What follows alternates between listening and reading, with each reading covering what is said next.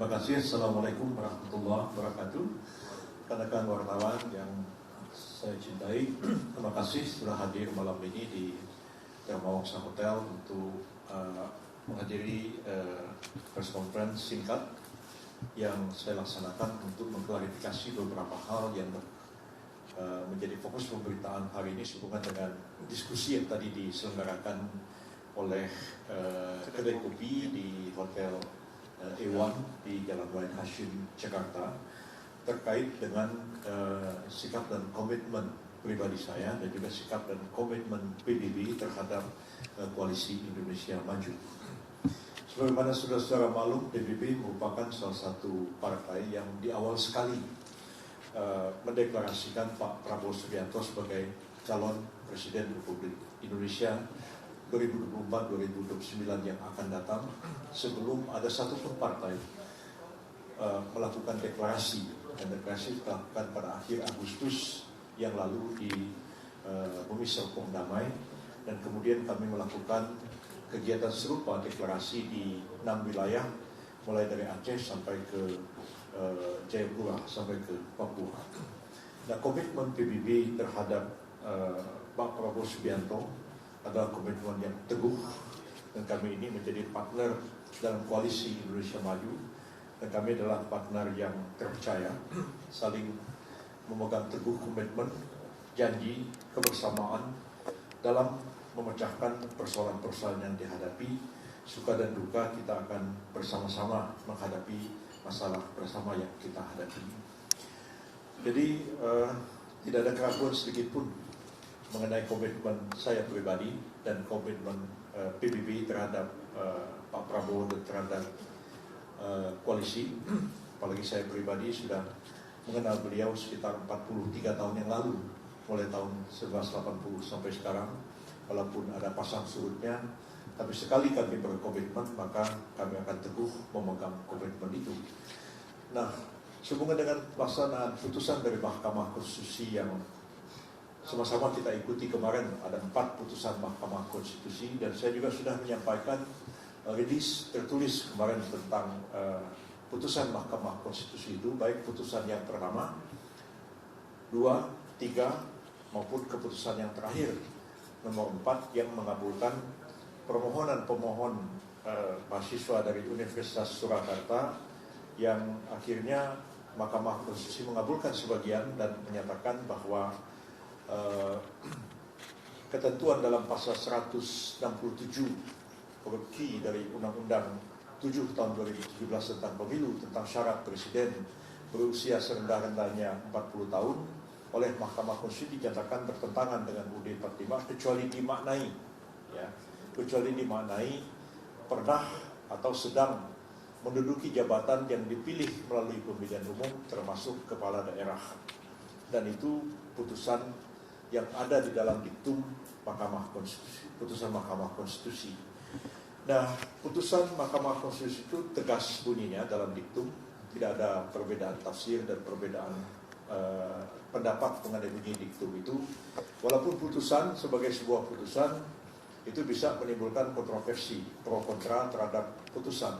Tapi pro kontra terhadap putusan dari Mahkamah Konstitusi dan putusan-putusan pengadilan pada umumnya adalah persoalan politik dan persoalan akademik. Nah, apapun persoalan politik dan akademik, dia tidak dapat meruntuhkan atau menggugurkan putusan Mahkamah atau Mahkamah Konstitusi dan putusan pengadilan pada umumnya. Jadi keputusan itu seperti itulah bunyinya, dia final, dia binding, dia final, dia terakhir, tidak dapat diajukan banding dan kasasi, dan dia final. Maka semua pihak terikat dengan putusan Mahkamah Konstitusi itu, terlepas daripada adanya pro kontra terhadap putusan Mahkamah Konstitusi itu sendiri. Dan saya kira terhadap putusan Mahkamah Konstitusi itu siapa saja boleh mempunyai pendapat, boleh mengkritik, ya, karena terbuka untuk dikritik oleh siapapun. Kalau ditanya kepada saya sebagai akademisi hukum tata negara, jawaban saya seperti ini. Ya, dan tadi sudah didengar jawaban saya terhadap putusan Mahkamah Konstitusi dalam diskusi di kedai kopi tadi pagi. Tapi kaitannya dengan komitmen kita dalam koalisi, saya tegaskan bahwa saya pribadi maupun PBB tetap dalam komitmen yang teguh berjuang bersama-sama dengan Pak Prabowo Subianto, dan apapun putusan yang nanti diambil oleh koalisi itu akan dipatuhi dan akan ditaati serta dilaksanakan oleh PBB, termasuk oleh saya sendiri sebagai bagian dari koalisi. Jadi kita itu belajar demokrasi ya. Dalam demokrasi itu bisa ada perbedaan pendapat ya. Kalau ada voting, orang lakukan voting. Kalau ada musyawarah, lakukan musyawarah. Dan insya Allah Koalisi Indonesia Maju itu akan melakukan keputusan, mengambil keputusan secara musyawarah. Kalaupun ada perbedaan-perbedaan pendapat, misalnya dengan voting, maka orang yang kalah akan terikat dengan keputusan mayoritas dari orang yang menang. Jadi seperti itulah kami kemukakan pendapat, pandangan-pandangan. Tapi apapun keputusan itu akan kita patuhi dan kita jalankan bersama. Termasuk misalnya putusan dari Pak Prabowo Subianto untuk memilih Pak Gibran sebagai calon wakil presiden, ya itu kita akan patuhi, kita akan dukung keputusan itu, dan kita akan laksanakan dalam prakteknya. Dan apapun kritik, apapun saran dan pendapat, maka kami akan bersama-sama mempertahankan keputusan yang telah diambil itu. Jadi dari segi komitmen dan keputusan PBB itu nggak usah diragukan, nggak usah dikhawatirkan. Kita komit dengan koalisi, dan apapun keputusan koalisi yang diambil oleh Pak Prabowo terkait dengan wakil presiden dan keputusan-keputusan lain, itu akan kita patuhi dan kita akan laksanakan bersama apapun risiko yang kita hadapi. Bahkan oleh karena keputusan ini mungkin nanti ketika akan dilaksanakan itu akan menghadapi sejumlah persoalan-persoalan hukum. Misalnya, apakah keputusan ini harus mengubah undang-undang? Apakah presiden perlu mengeluarkan perpu? Apakah ketua KPU Pak Hashim harus mengeluarkan keputusan KPU? Dan keputusan KPU itu bagaimana harus dikonsultasikan dengan DPR? Tentu ada sejumlah persoalan-persoalan hukum yang saya diminta atau tidak diminta oleh presiden, diminta oleh KPU, maupun diminta oleh Koalisi Indonesia Maju. Saya dengan senang hati akan memberikan jalan keluar untuk mengatasi persoalan hukum yang timbul itu. Dan saya kira itu sudah menjadi tugas saya, dan sejak zaman Pak Harto saya melakukan itu ketika kita menghadapi kebuntuan, menghadapi masalah yang sangat krusial dan sangat sulit.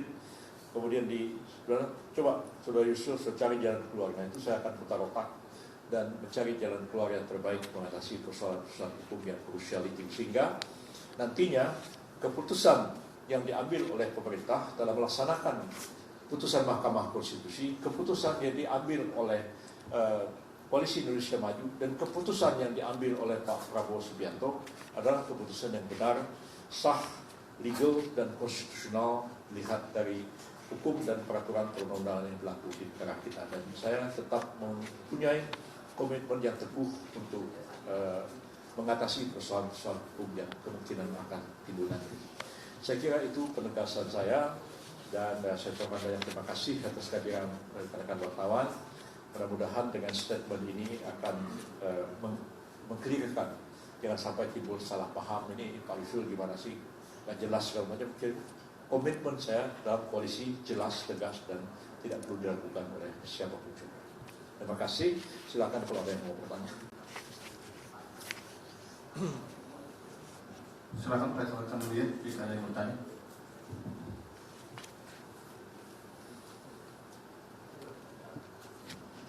Selamat malam Bang, Adil dari Tempo.